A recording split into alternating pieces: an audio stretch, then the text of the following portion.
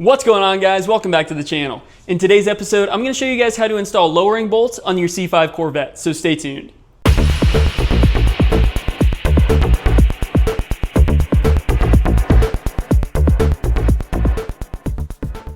As you guys can see, my Corvette is already pretty low, but this is the lowest it can get on the stock bolts. So I went ahead and bought these lowering bolts from SR1 Performance, so we're going to install these today.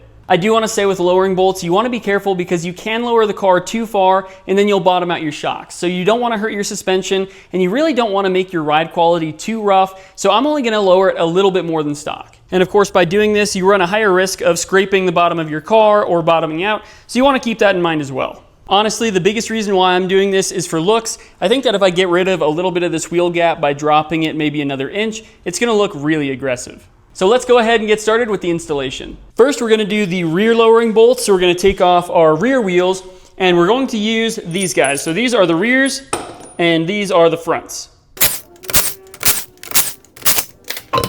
All right, so here's your bolt right here.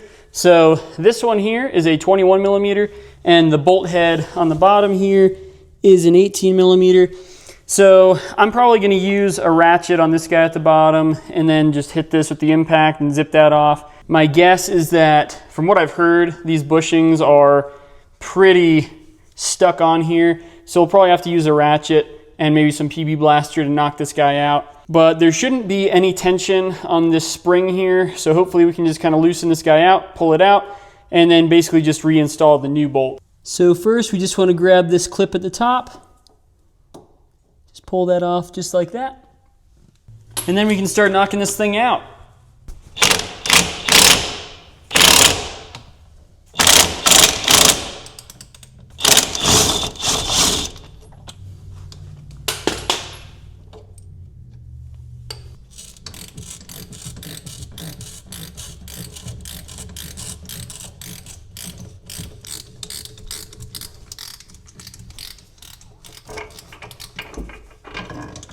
I mean, wow, does suspension work get any easier than that? So here's the new hardware. This is exactly how you're going to install it.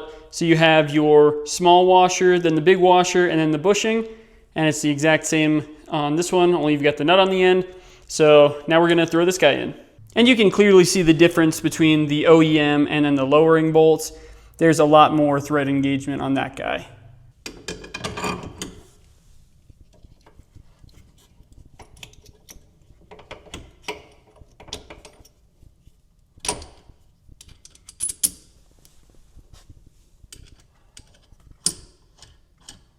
So this top nut here is a 22 millimeter, so we're going to use that socket. And then the bottom one here is a 21 millimeter, so we're going to use this socket here.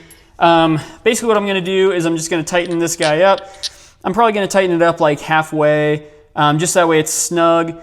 I don't want to try and nail my adjustments right now because I know that it's going to be a little bit off. So I'll just kind of get it where I think it might be kind of close, set the car down, let it settle, and then I'll measure the wheel gap and then make those adjustments from there. So that way I know exactly the measurements that I need to change.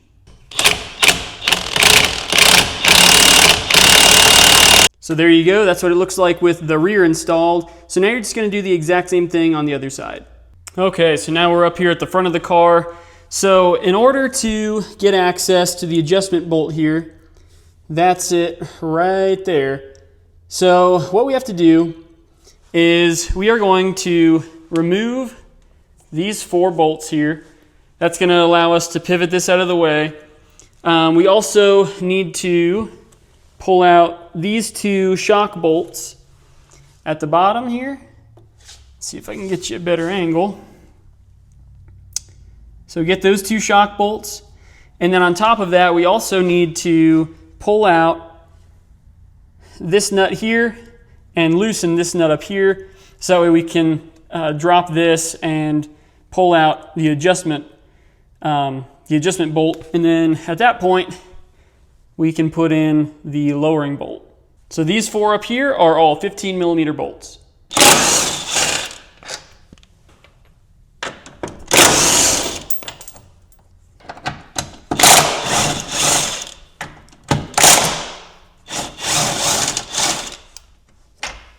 And I'm just going to put a little jack under here just to keep it supported. So now the shock bolts are 13 millimeter, so we're gonna pull those out now. And these are through bolts with 13 millimeter nuts on the back, so you wanna have another ratchet with a 13 on the back.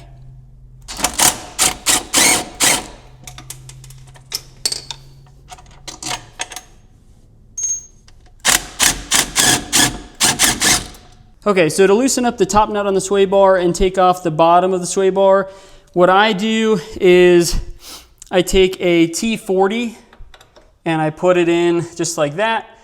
And basically what you're gonna do is you're gonna hold this steady so it doesn't spin. And then you're gonna take an 18 millimeter ratcheting wrench or just whatever you have. And then you're just gonna break it loose like that. So that's kind of what I like to do because these guys spin very easily. So just make sure that you have a Torx for that. So again, we're gonna loosen up the top one and remove the bottom one.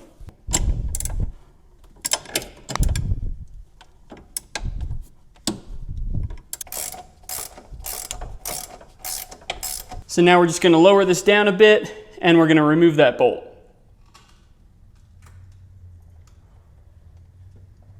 So this is a 10 millimeter, so we're just gonna drive this out. So this is the part where things get a little tricky. So now that the head of that is so far in there that you can't get a socket, and this thing, the bottom of the bushing is basically bottomed out on your control arm.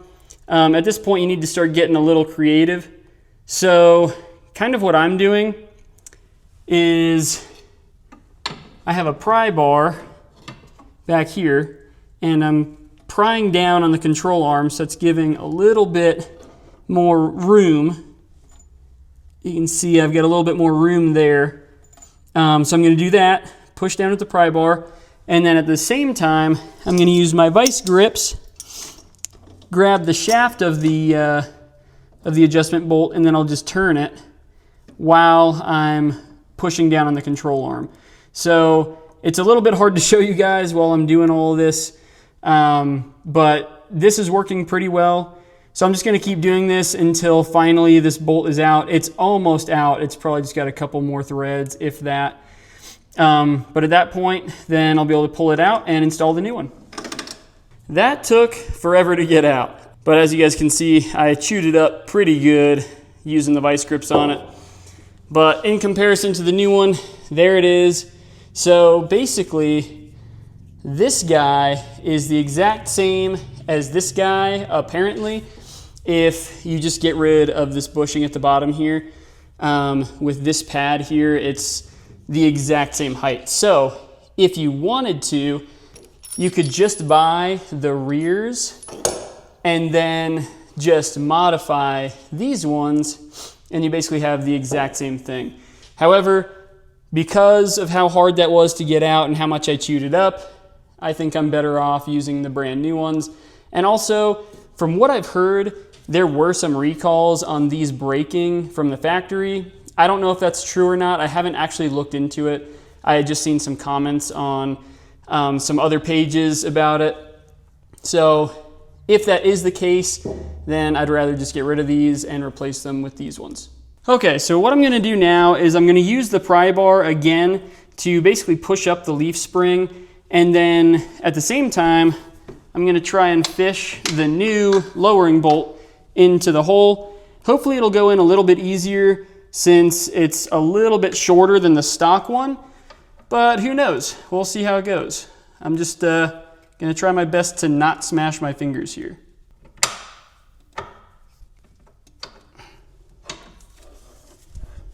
Well, there we go. It's in there, so now I just have to thread it in.